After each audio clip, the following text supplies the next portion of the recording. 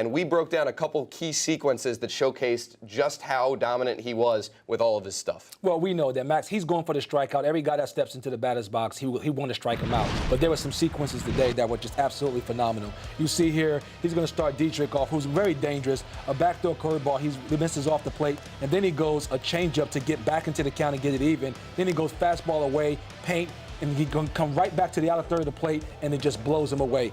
That's a great sequence there. Max Scherzer being able to place plus and minus his pitches, outstanding sequence of pitches. That's a dangerous left-handed hitter, a guy who's hit 2 homers off him in the past and has 17 home runs on the season, painted his fastball in the exact location that he wanted to. Well, and what I loved about it was the 1-0 changeup that actually got the count back even, and at that point, Dietrich didn't know which way he was going to go. Yeah, so that was the first one that we're going to break down for you.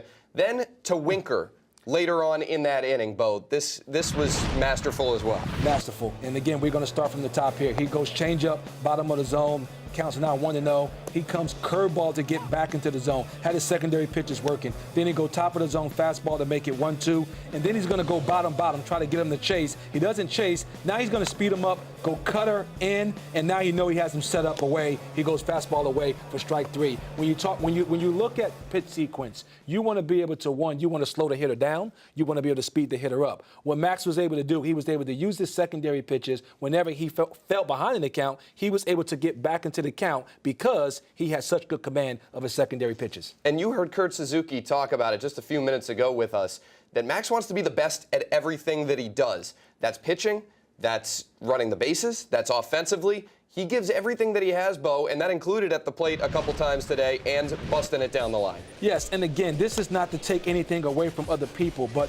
when you look at this type of effort, if you are a teammate and you're watching your best player give this kind of effort, it just makes it very easy for everyone else to go, there is no way I'm not going to show up and give my very best effort. And then you talk about just the complete game. He's being asked to sacrifice bunt here. There's many times this year in which he has driven in runs with men in scoring position. So when you look at Max Scherzer and you see the effort in which he puts into every aspect of the game, whether it's being out early and running the bases, whether it's the day before he gets ready to start, he goes out, he takes extra batting practice. He's in the batting cage, before the game, and he's taking swings. He just takes such pride in everything that he does from the time he shows up to the ballpark.